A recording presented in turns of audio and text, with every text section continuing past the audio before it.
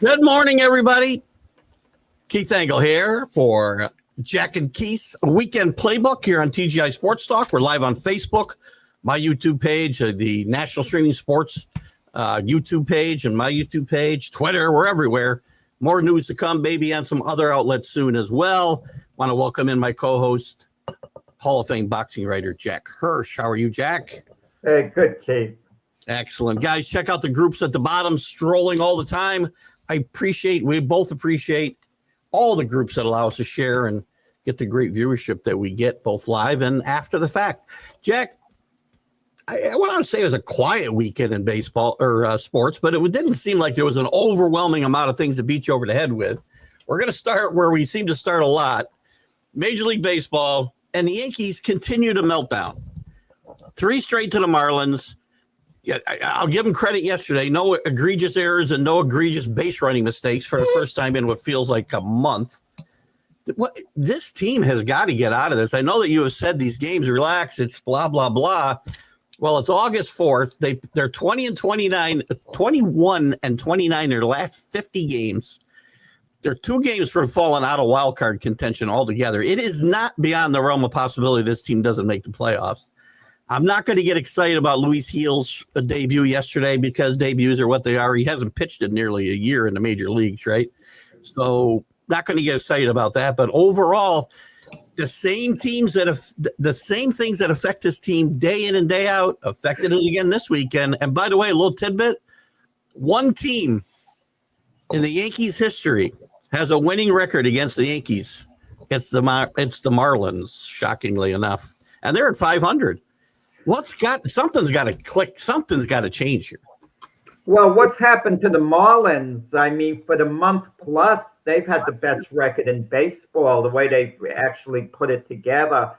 But with the Yankees, I mean, they're hitting a bad spell. It's more than just a slump. It's been going on, 5 weeks or so? They've been very, very mediocre. But we know in baseball the way it could turn around. Again, they had one dreadful loss in Miami where their bullpen imploded at the end of the game, and all their new acquisitions pitched awful that game. But what are the odds of that happening? That was unbelievable. Do we see any real weaknesses in the Yankees? You can see it, but all you can do is get the right pieces. And the bottom line, Keith, at the end of the day, the team has to play well. We can't blame Brian Cashman. Well, he should have done this, because he made all the moves.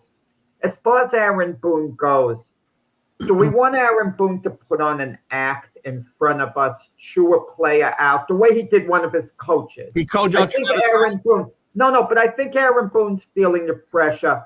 Because when you chew out a coach like that, and you got to know you're on camera, it's not the way to go. The way to handle it is to speak to the guy in private. This is unacceptable. The only way you chew him out at that moment is if you're really nervous it could happen again during the game. Okay? That's another matter. You know, he also took a Chaz Chisholm to the runway, out of view of the dugout to talk to him about the base running blunder. And if you're Aaron Boone, you got to tell him, you guys are making me look bad. Yeah. I got to talk to you about it. What's wrong with doing it on camera? Because you're sending a message that I do care about what these guys are doing wrong on the field. They make me look bad. There's lots of major league managers, I don't know about now, there's probably a couple, but throughout history would have pulled this guy out of the game. That was such an egregious error. And his explanation is total BS, by the way, saying he was watching McLemore, or not McLemore, but the second baseman. And he knew, he could see that he was thinking about dropping the ball because he was looking at Goldschmidt. He was looking at Chaz, who was who was getting too far off of first base. And the only way he can know that guy's thinking about dropping the ball is if he's a mind reader. That's terrible baseball. But what are you supposed to do? Chaz Chisholm has had a good year. He hustles. He plays hard. I know he's a handful at being so hyper the way he is. He's not easy to manage. When you have a player that hyper, he's never easy to manage because you have to kind of reel him in, keep him under control. But that's Chaz's personality. Chaz has been supporting his teammates. He's very animated. He made a mistake. So what are you going to do? Okay, every guy who makes a mistake like that, I'm just sitting him down for the next guy. You're going to start losing the team that way. You just don't quite do that. But where you could criticize Aaron Boone is in the mistake department, where he said, well, Chaz Chisholm is hustling. When a guy's hustling, I understand it's a bad play, but I'm not going to sit him down when he's trying too hard. That's not hustle. That's not thinking smart on the field. There's two different things, Jack.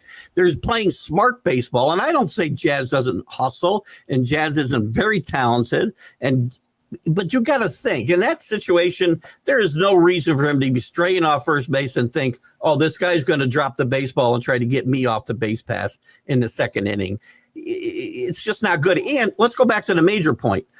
Boone got in Travis Chapman's face, and I'm glad that he did, but Jazz should have been standing right next to him in the dugout when he did it. There's nothing wrong with doing it in public. Listen, you know the case what happened.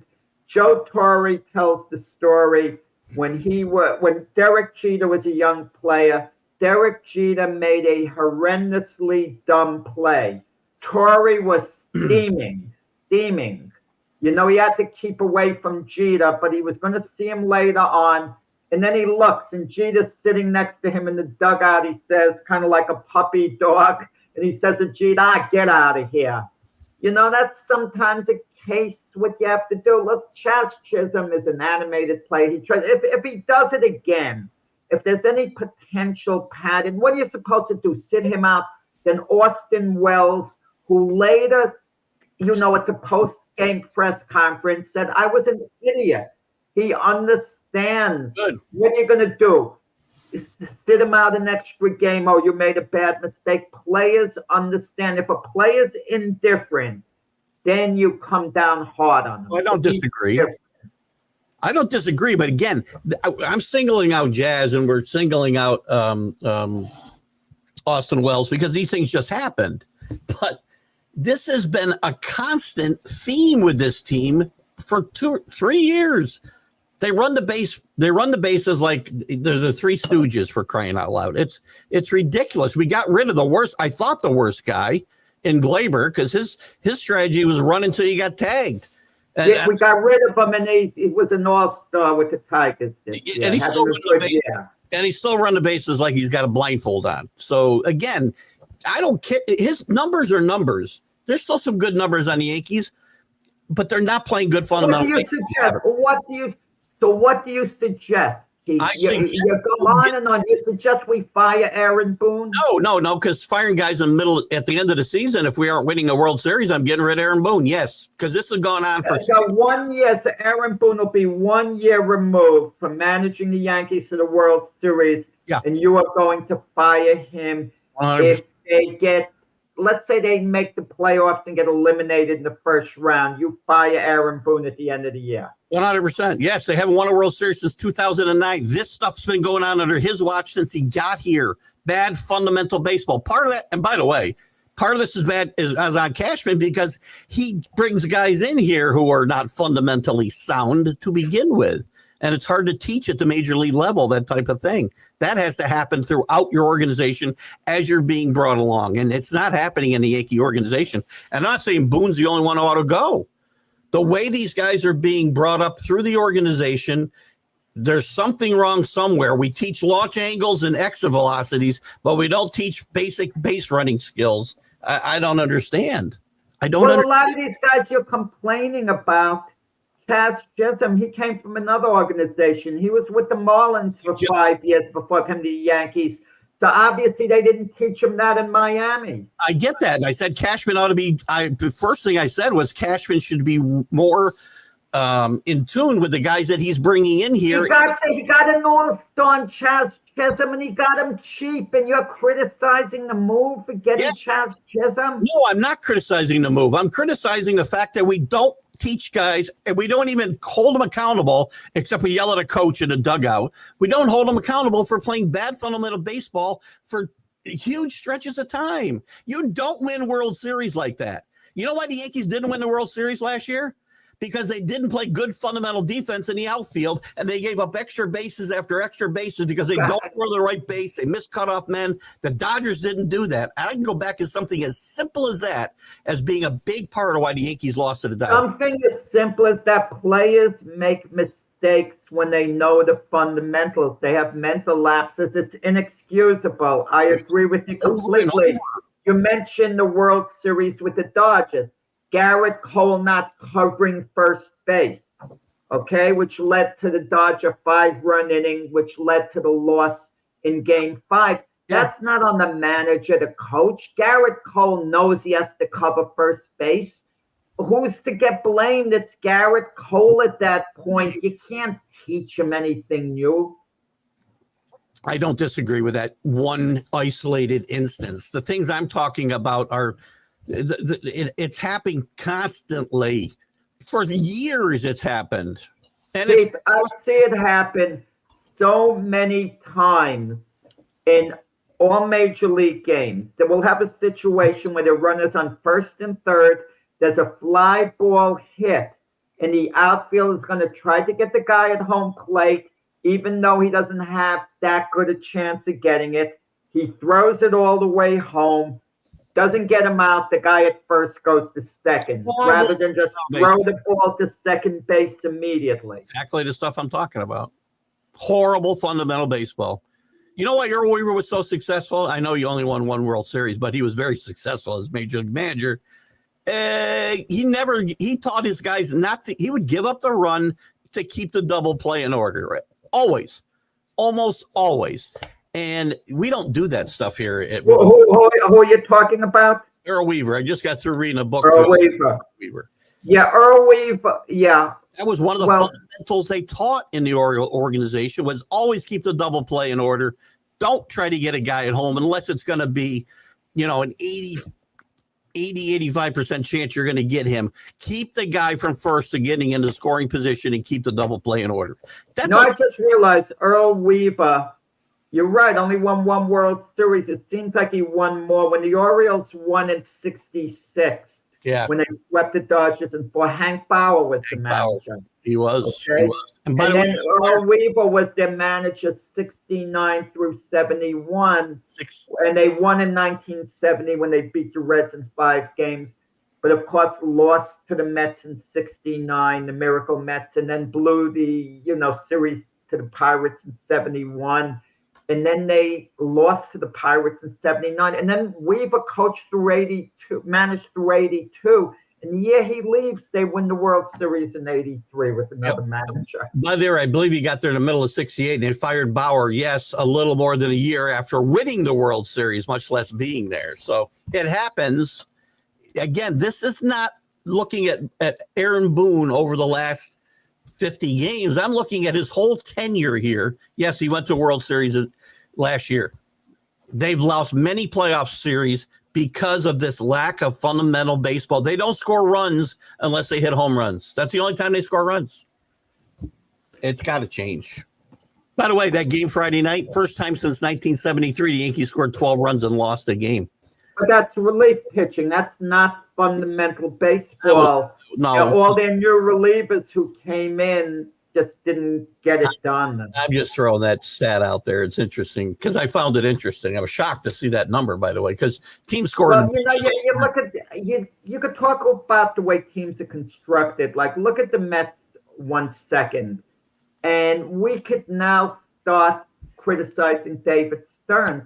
Well, you get Clay Holmes, who never pitches well for a full season. He always gets off to these great starts, and it's happening now. He's kind of fading. And Frankie Montes, who got lit up yesterday. Yeah. I mean, again, we know this is a guy the Mets ought to know who he is. Pete Alonso yesterday in the Met game. The ball hit. There's a run on first. The ball is hit to him at first base. He goes down on his knees to get it, and then he throws home, and the throw's a little late. And even Ron Darling was saying, once you go to your knees, you're not going to get the guy at home plate. Cut your losses. Get the out at first base. and move on. But he throws home, doesn't get the guy out, and the guy, makes it to first base, the batter. Yeah, I'm not. That's fundamental baseball. Look, Juan Soto, even though he hustles on the bases, and to Juan Soto's credit this year, he always takes the extra base when he can. He always steals a base, times the pitcher. Kudos to him.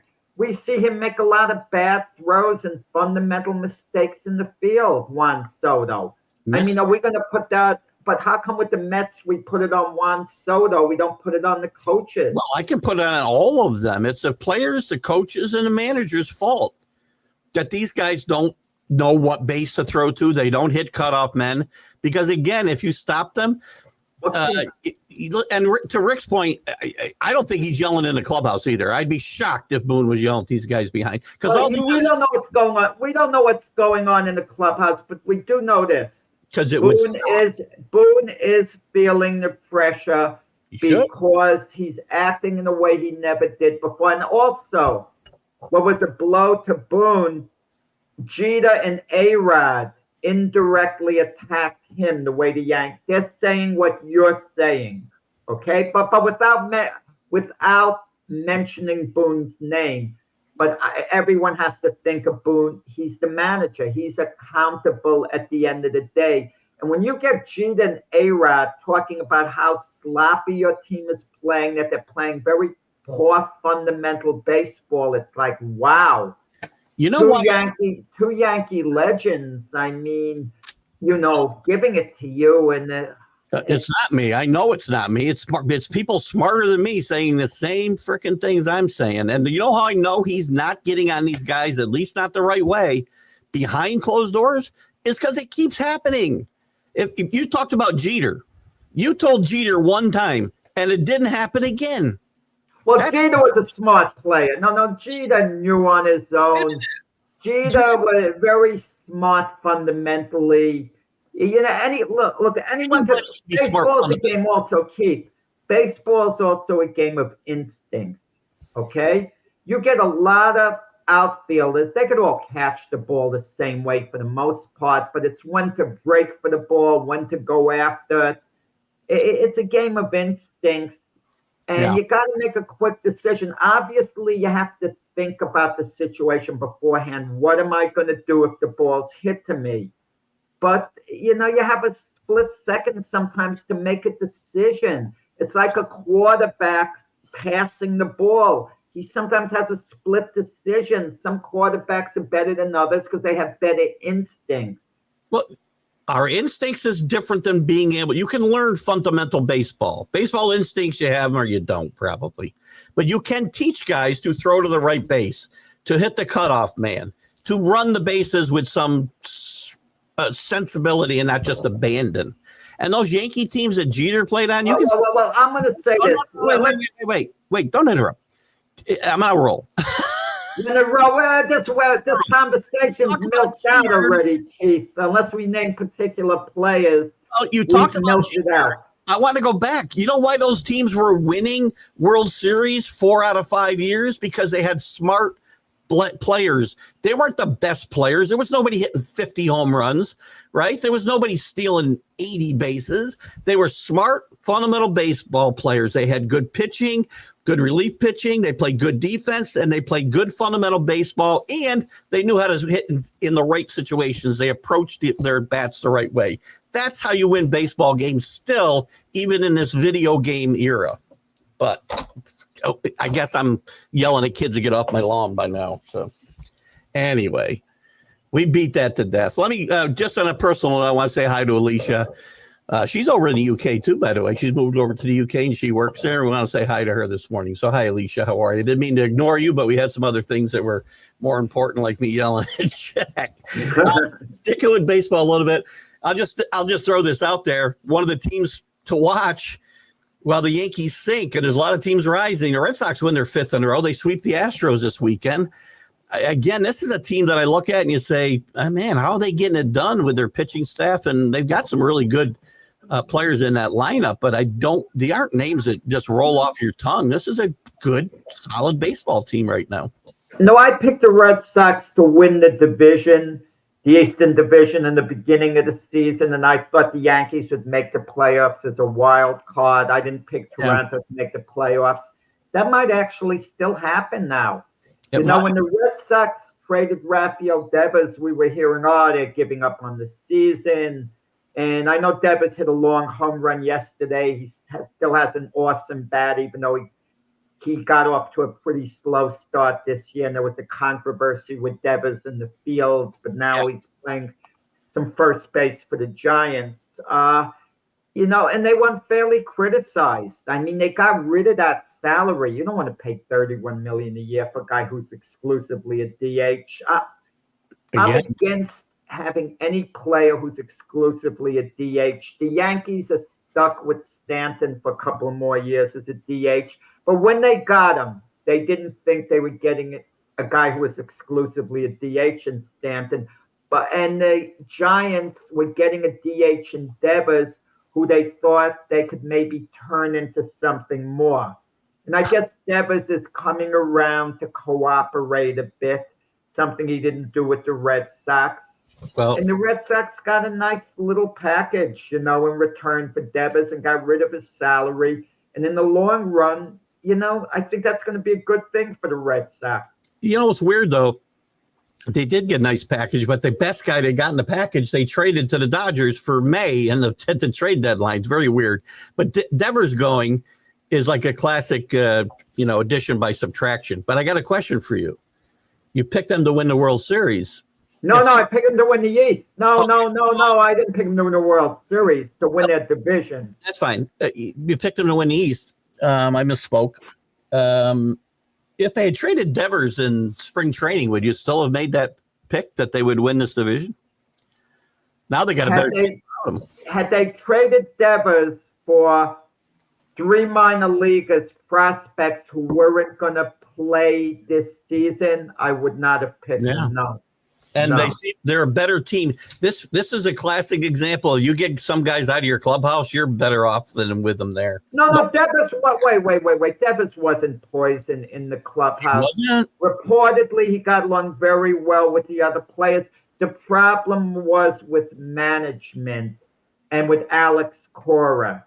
The Red Sox signed Alex Bregman as a free agent to play third base. That's Devers' position. And the link is there. Alex Cora was with the Astros during the time Bregman was there.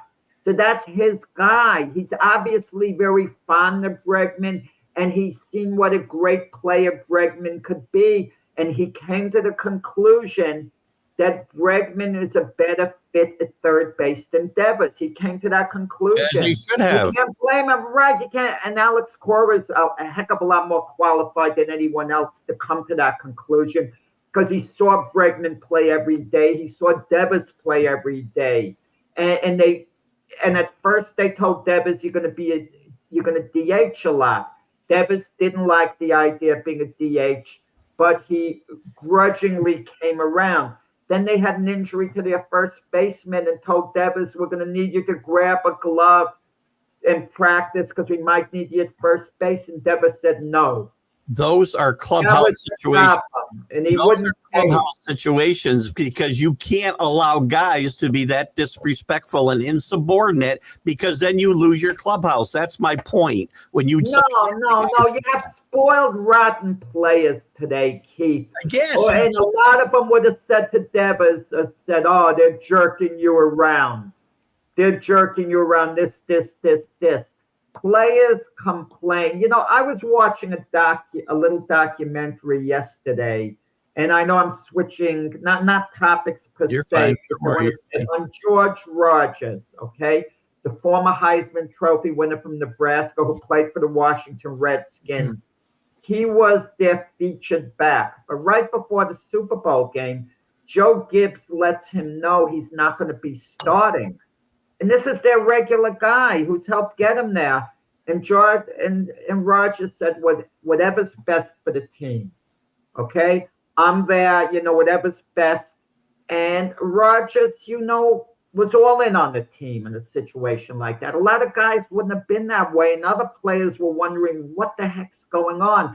They allowed Rodgers to be introduced with the starters. That was a nice touch during the Super Bowl game. That was a nice touch by Joe Gibbs. The Super Bowl game when they beat the Denver Broncos 45-10. Looked like the right move, too. And Rodgers, now they interviewed him, afterwards. He says, look, I got a Super Bowl ring. Maybe I could have done as well as the guy, who took my place. Maybe not. I don't know. But the bottom line is I'm a team guy, got a Super Bowl ring. A lot of these guys are spoiled rotten. It's like there's a feeling of entitlement. Look, it goes back to Reggie Jackson. You make the arguments. I had to hit cleanup. It's beneath me to bunt. How can they ask a home run hitter like me to bunt? What an insult. You're making my argument for me. Those guys can't be in your clubhouse. That's my point. They cause you would have traded Reggie. There were times I might have traded Reggie. Now listen, that's a little different. That was a veteran strong clubhouse. That's a lot different than having a bunch of young guys. And the Red Sox have a bunch of young guys who are impressionable. Come on, Keith. That 1977 Yankee team that won the World Series was the most fractured clubhouse, arguably, and any team's history. Well, did you listen to my answer? Oh, Reggie, when he was with the Oakland A's, they'd be fighting with one another all the time. Come on. That's the thing. Again, veteran teams can handle that type of fractured clubhouse. Young teams, you can't. You remember what Casey Stengel always said, the key to managing. They asked him one time, you must know this story. Everybody knows the story, I think. What's one of the key to managing and being successful? He said, it's not that hard. He says, there's 25 guys on my team. He says, 5 of them love me, 5 of them hate me, the other 10 don't care. It depends how strong the manager is. Sparky Anderson. You don't even let me finish my sentence. Yeah, but Keith, you're talking generically. Give me names. Generically. Give me names. I just said Casey Stengel's a name.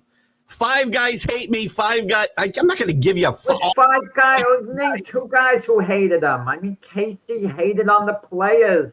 Again, I'm giving you an analogy that makes sense about clubhouse issues and how you manage your clubhouse and how a lot of guys don't know how to manage a clubhouse. It's keeping the 15 guys who don't care either way away from the 5 guys that hate you. That's how you manage a clubhouse. Well, let me tell you how Casey, because you don't just manage on the field, you manage in the clubhouse too, right? You understand that. Joe DiMaggio didn't like the way Casey dealt with him was bad, and it wasn't good. Casey dealt the way he dealt with Whitey Ford. The way he used him was terrible.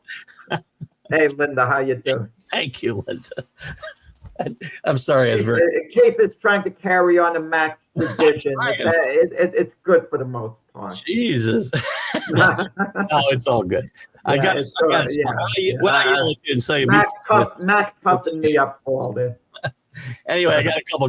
Before we move on, we'll move on to something else so that my head. Well, let's watch the language here, what we post. So the thought's okay, though. That's fine. I'm not that concerned about that. It doesn't bother you any less. It's how you present yourself. I'm not sure. Anyway, we'll move on here. Dr. Snyder, my cardiologist called. He asked if I'm on my meds. Anyway, it's all good. It's all good. This is what's fun. If we just sit here and agree, who cares? It's gonna be boring as hell. Anyway, one more topic in baseball. J-Rod for Seattle becomes the first player in history for his first 4 years ago, 2020.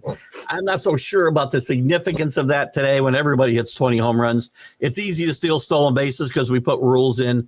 I don't get excited. Guys bring up on my MLB update show a lot about all the increase in stolen bases and blah, blah, blah. And I want to see stolen bases, but it's done cosmetically because we changed the rules. You can only throw to first base twice. We shortened the base pass. Anybody doesn't think that matters doesn't watch baseball. Because when you make the bases bigger, the base paths are shorter. So anyway, I think stolen bases are a little overrated today, but still 2020, nobody's ever done it in 150 years of baseball. That's an important thing.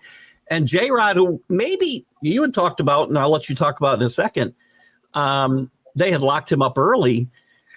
I don't know that he's really progressed the way they expected him to the last 4 years. He's still a fine player. But I know, Keith, we got to be careful the way we talk. I know what you mean, but when you said they locked J-Rod up early, locked him into a contract early as a player, somehow it was funny the way it sounded.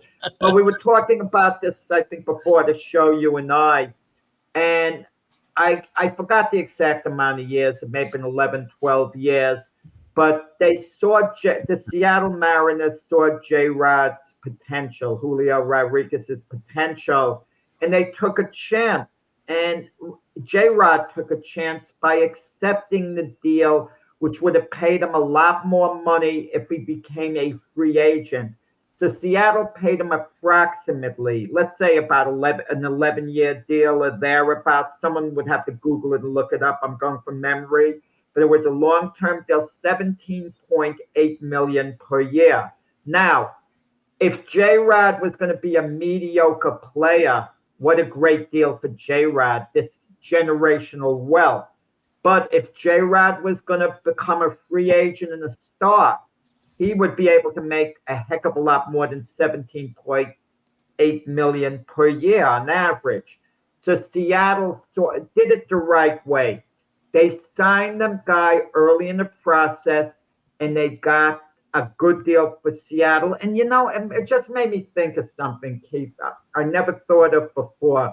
When we talk about the NFL, we talk about all these guys under contract holding out because they have to have an extension. They don't do that in baseball.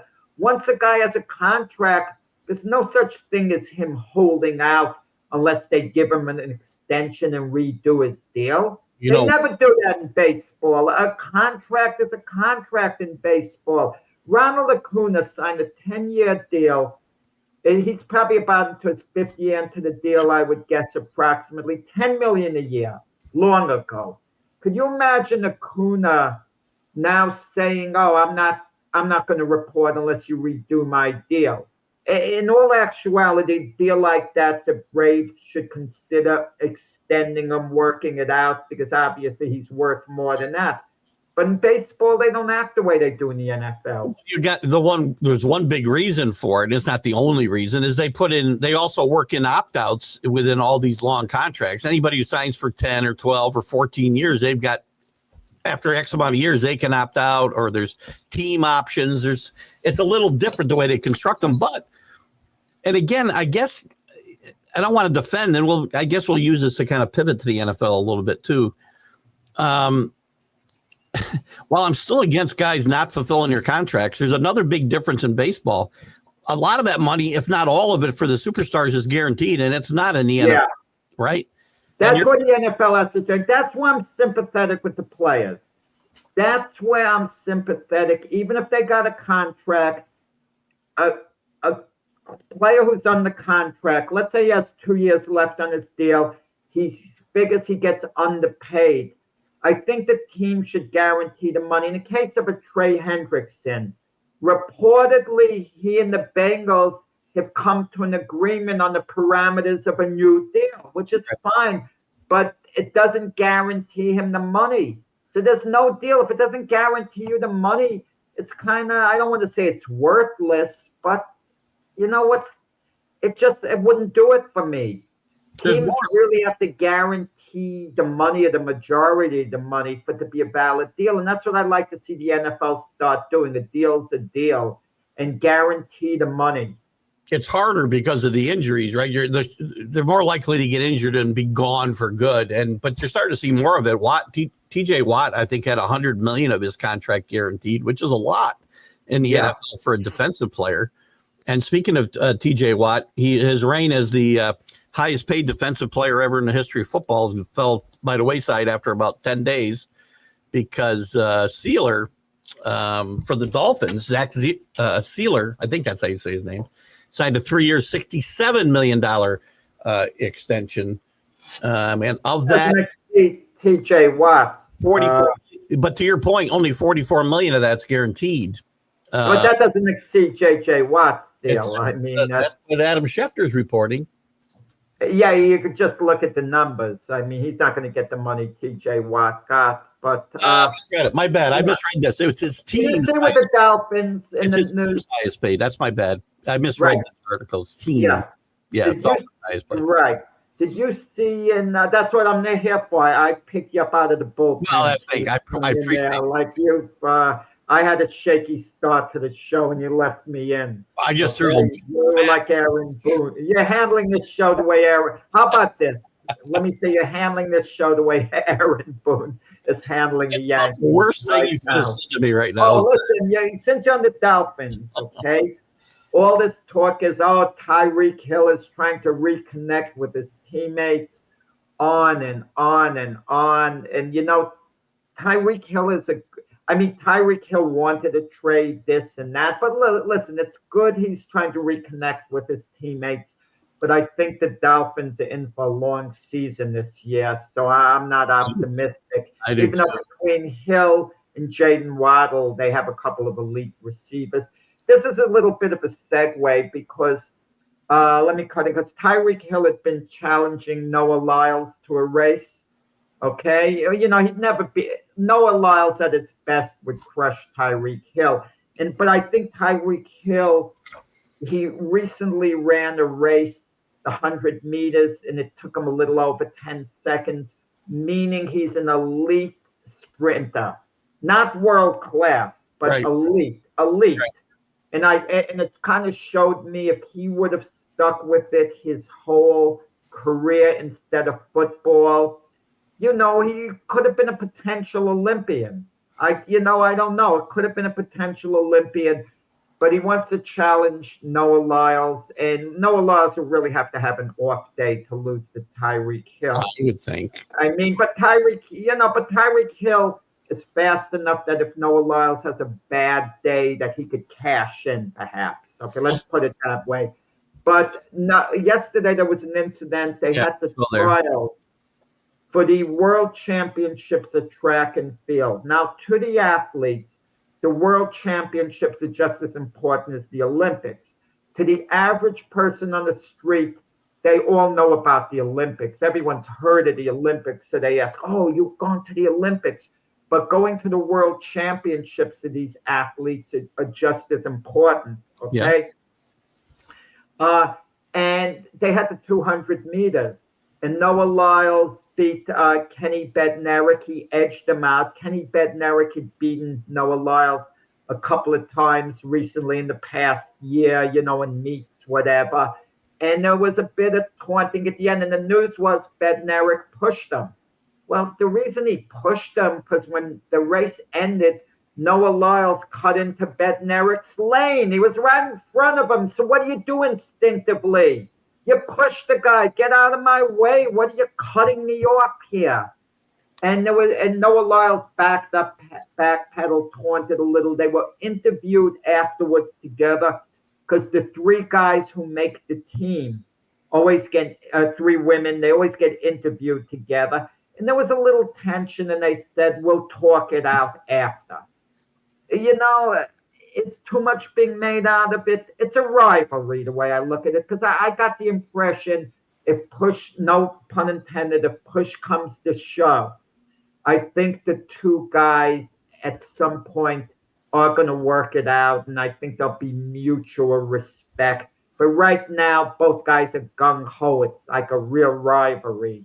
I think it's good. Rivalries are good for sports. And I think right now I see in like track and field, and I guess maybe I felt this since I was a kid, that there's been these little, not full-blown rivalries, right? But little, I can't call them anything but rivalries. I don't know another word to use, but I think it's good for sports. And I think it's always been there in track and field with certain athletes and certain competitors. And I think it's good for any sport to have a little bit of that. And this is good for track and field.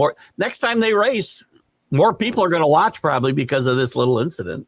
We love individual rivalries. There was none bigger than Ali and Frazier. And that took up. And look at McEnroe and Connors. We used to love that.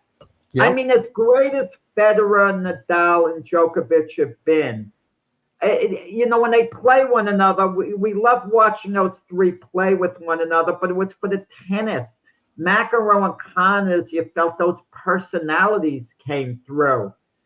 And I just love their competitiveness when McEnroe one time, and I've said this story, said, I think I'm the best tennis player in the world. He wasn't boasting because McEnroe, believe it or not, as much as a jerk as he could be, he was also a sportsman. And he was just giving his opinion. I think I'm the best. He wasn't boasting. And when Connors heard, he said, you tell that SOB he'll never be number one as long as I'm around. I loved it.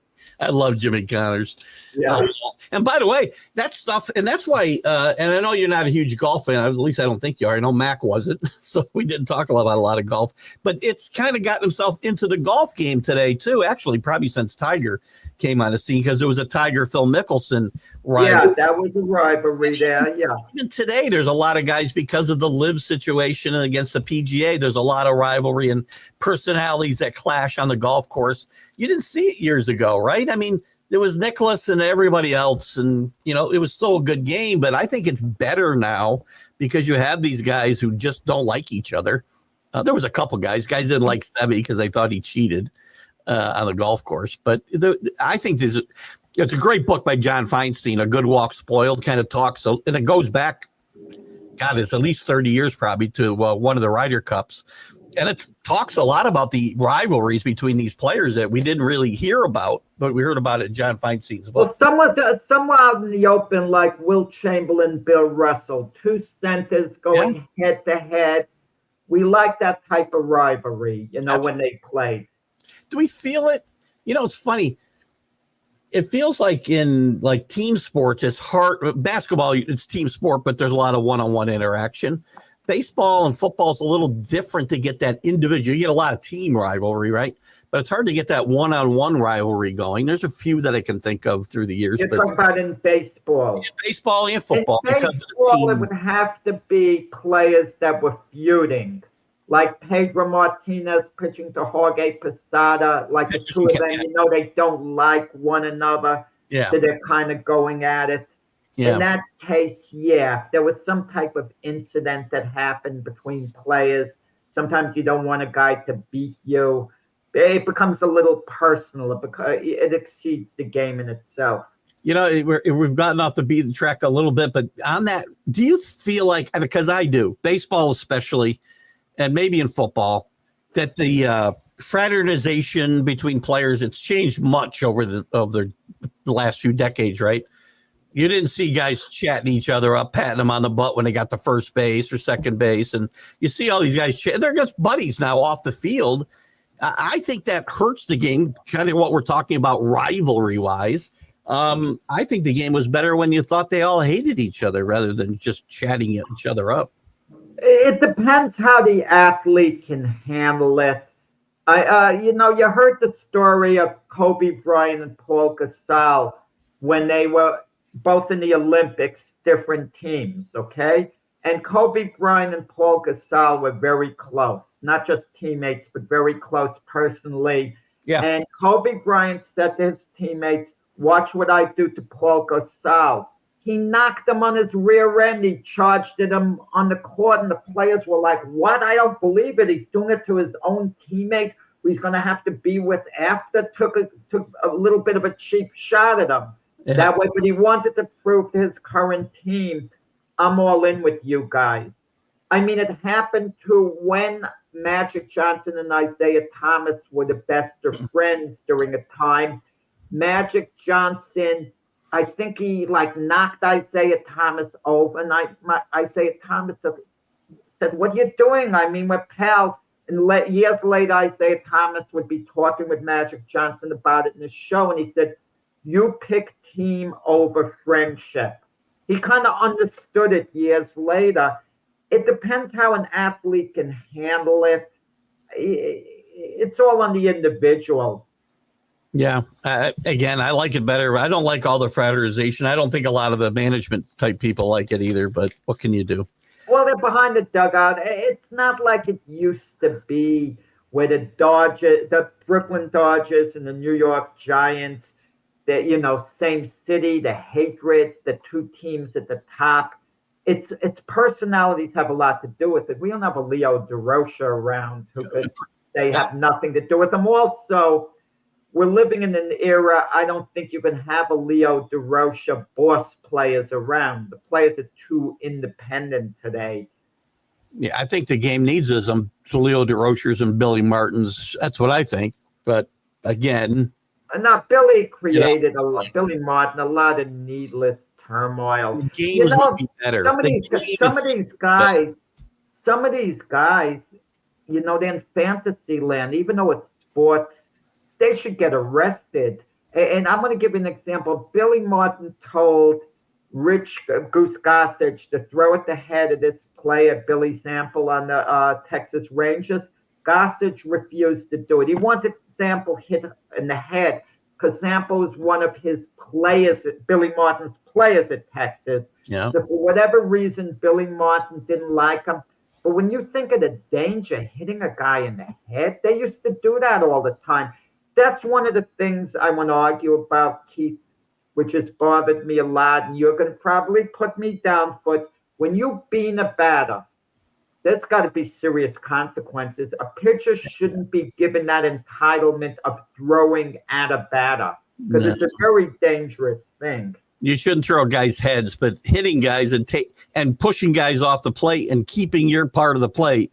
Well, how's it part of a plate? If a guy wants to crowd the plate, you adjust to him. He's entitled. What do you want a guy to do? Stand so far back and defer to the pitcher? So you're gonna make a whole. They're already afraid to pitch inside now. Now you want to make them more afraid to pitch inside. Listen, once in a while, I gotta admit, if a guy gets drilled, There was the case of this player, Derek Bell. He hits a home run with the Mets, but while the ball is sailing, he's going, "Oh my God, oh my God!" Next time he got up, he got drilled. Well, I'm okay with that. If you're going to taunt an opponent, humiliate an opponent, whatever consequences you get back, so be it. That's what I'm talking about. Don't drill a guy because the batter before hit a home run or he hit a home run off you. I'm not talking about doing that. I'm talking about doing it with a reason. Right. You got showed up and hit the same guy. By the way, pitchers not hitting is also a problem because they just go out there. Well, you can't go out and headhunt because the way the rules are almost what you want now. Because if I want to hit you, I got one chance to hit you. Because if I miss you, they're going to warn both benches and the next guy's getting thrown out of the game. So I got one chance to get you. Remember the comical thing with Clemens? We talk about player rivalries. Clemens and Piazza. Yeah. He hit Piazza in the head. I don't think he hit him on purpose. I really don't. I think he did. Actually. I think Roger. I'm sorry I cut in, and then I'll let you finish your thought. I just want to. My apologies. I think Roger Clemens, who's had a little bit of a mental lapse, and reportedly, what I read when Clemens got to the clubhouse, he broke down. I think it bothered Clemens. Wow. I shouldn't have hit him in the head. Drilling him in the back is one thing, but wow. But Clemens being Clemens would, I think Clemens did have these meltdowns where he just didn't know what the heck he was actually doing, whether it was, whether it was steroids at that time, who knows what it was. There's two comical parts to this. I'll finish out the Clemens part. So he hits him in the head. We all know what happened there. Then they get to the World Series. They played in the World Series that year, remember? And Clemens is pitching against Piazza, and there's a lot of fanfare, and he shatters his bat, and Clemens gets a piece of the bat and throws it at Piazza, and his explanation was the best part. I thought it was the ball, is what he said. Well, when do you throw the ball? Unless you're 8 years old playing in your backyard, you don't throw the ball at the runner. I don't think it's throwing at Piazza. I'm naive that way. I'm going to tell you a little thing. I coached JV baseball in high school, JV baseball. Yeah. Okay. One of the batters on my team hit a home run. Now, we were playing, I won't say the school, against a crazy coach who took the game too seriously. Our next batter got hit with a pitch. It never entered my mind that it was intentional. This is JV baseball. Never entered my mind. Now in the off season, I see some of the players were talking about the games, and it pops into my head. that game we're talking about, do you think he threw I hit him intentionally? And all the kids said, of course he hit him intentionally. But me, the adult, didn't see that, because it's JV baseball. How do you drill a kid? And you're an adult and you order that? Well, the extra comical part about the Clemens and Piazza thing is the Mets and the Yankees played later. If you remember this weird doubleheader, they played one game in Yankee Stadium, one game in Shea because of rainouts. But Clemens was pitching and had to hit when they went to Shea. I remember that. The Mets, it was all about, the Mets are going to get them. The Mets are finally going to get their shot. And I think the pitcher was Sean Estes, if I'm remembering right. But he had one chance to get him because once they throw at him, they're going to get warned, and that's the end of it. He missed him by about 20 feet. He tried to hit him, but he didn't even come close to him, and it was so comical. Well, in that game, too, Piazza lit Clemens up, and you got the feeling that Clemens took his foot off the accelerator with Piazza because he said afterwards, I couldn't pitch inside to him. Actually, Clemens was intimidated in that game. Partly, Clemens maybe felt a little guilty saying, look, I didn't mean to hit him. If he hits me, gets hits off me, does this and that, let the guy have a little payback on me. It's okay. Because I hit him in the head. I crossed the line. Maybe he was thinking that way. I don't know. We're talking Hall of Fame thing. Clemens is going to be on the ballot, Keith. Again, the steroid thing. Last chance, I think, isn't it? No.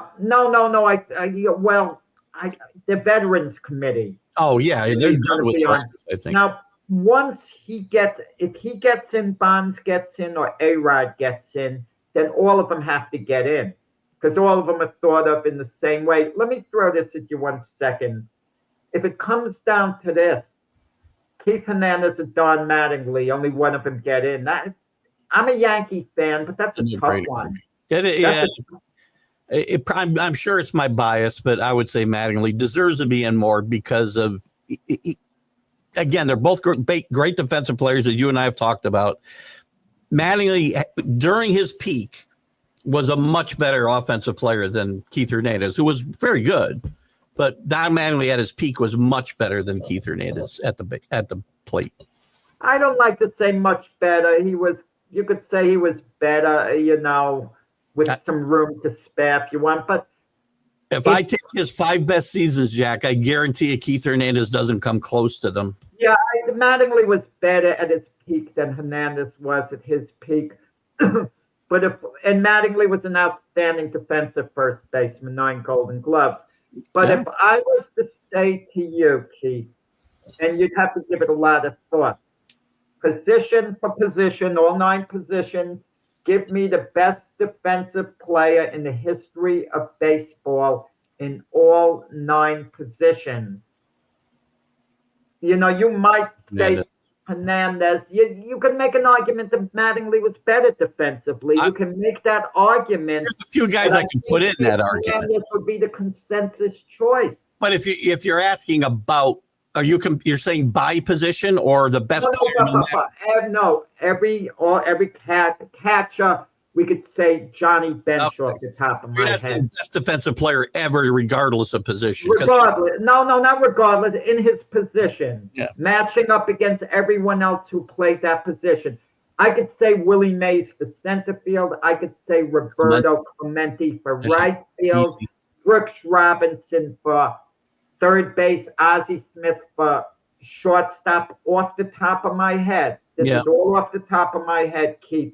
Yeah. First, but the idea, I think the majority of people would give Keith Hernandez the edge for the greatest defensive first baseman ever. And if you're the greatest defensive first baseman in the history of baseball, that's Hall of Fame stuff I would agree with your argument that, again, as I said, Mattingly gets the edge overall for me because of his peak offensive. I would say if it was you're just saying defense, I'm going to say Hernandez because guys never bunted at him. I can tell you that, right? You were never trying to bunt a guy from second to third with Hernandez at first base, standing about 20 feet from you. And he had a great arm, great accurate arm. probably, and Mattingly did too. But I would give you Hernandez in that. There was a nice interaction when a couple of years ago. They won the broadcast booth, Keith Hernandez and Ron Darling, and they were talking about the 7th game of the 1988 National League playoffs to see who would go to the World Series between the Mets and the Dodgers. Yeah. Ron Darling was the pitcher for the Mets. He imploded. Terrible. Mm-hmm. The Dodgers scored a bunch of runs off him in the beginning of the game, first inning. And you could tell Ron Darling, he was starting to choke with emotion recalling the game, how poorly he pitched. And Keith Hernandez, who's not only his broadcast partner, but his buddy, said, no, they bunted the ball and I kind of froze on the bunt and that could have opened the floodgates for them. I thought it was nice the way he tried to put it on himself, Hernandez, even though I don't remember the particular play, whether he really froze or whether it affected anything. Interesting. I think I would take his word for what actually happened and how it affected the game, actually, because he's a smart. I remember the game. Darling was terrible in that game. By the way, when I talk about all the things I talk about with fundamental baseball, these are guys we're talking about now that were great fundamental baseball players. They knew how to play the game. They're baseball smart. We're guys, too many guys. Mattingly and Hernandez, two extremely intelligent players. Very. Not smart, not fast guys, but they were smart base runners. They did everything. Very smart. Yeah. Did everything well. I got to bring up something because Rick asked me this a couple weeks ago, and I did not. You referred to coaching a couple of times, right. And he wondered what sport you coach. Yeah, high school sports. I was a phys ed teacher, career-wise. I coached basketball. The most noteworthy. Remember that movie, He Got Game? Yeah. Was that the name of the movie? There's one, yeah. I'm pretty sure, yes. And where they showed Lincoln High School in Brooklyn. Yeah. Okay. Ray Allen played the part. I coached the JV there 1 year. It wasn't the school I taught at. I could only coach 1 year because I couldn't get there early enough from my other high school that I taught at full time the following year. But I was there 1 year, with the great Lincoln program. And I remember Stephen Marbury being on the bench for the varsity games. He was a 4th grader when I was there in 1987, the year. Cool. Hello, Michael. Good to see you over in the UK. Michael, the final bell is going to ring any moment here. You just you lost by TKO here. Yeah. Sorry. How you doing, Michael? You didn't get up. Guys, we're going to wrap it up for today. Make sure you check out Jack and Frank Laterzo tonight on Glove Fist at 7 p.m. on a lot of the same places you're seeing this show right now. We'll be back on Friday at 8 a.m. Eastern as we actually, yes, we'll have a tape. Actually, we're going to have a tape show on Friday, just so you know. If you don't see your comments go up, that'll be why. We'll do a Thursday night. Yeah, I'm unable to make the Friday show. And we'll keep it topical. I'm on vacation for a week after that. And I will be back Wednesday after our summer hiatus. The College Football Huddle will be back Wednesday night at 7 p.m. So check that out as well. Guys, we'll see you Friday. Have a tremendous, tremendous week. And Jack, I'll see you Wednesday. I guess I'll see you Friday or Thursday. So whatever day. We'll see you later, guys. Bye-bye.